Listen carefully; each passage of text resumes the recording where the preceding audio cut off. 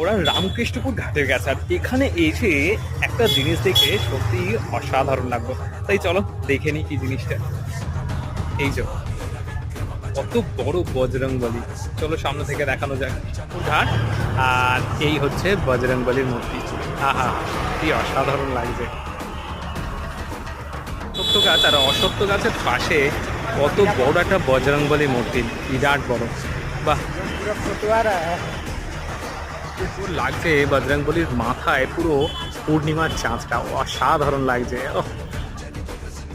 আজ চৈত্রী পূর্ণিমা এবং আজকে হনুমান জয়ন্তী, আর সাথে রয়েছে আজকে মঙ্গলবার। আর এই আজকের শুভ দিনে আজ রামভক্ত হনুমানের এত সুন্দর বিগ্রহের ছবি তোমাদের দেখাতে পেরে আমি নিজেকে সত্যিই ধন্য মনে করছি। আর সাথে নিজেরও একটা সেলফি তুললাম। আর এই ছবি তোমাদের কেমন লাগলো? যদি ভালো লাগে তাহলে অবশ্যই একটা জয় শ্রীরাম কমেন্ট করো।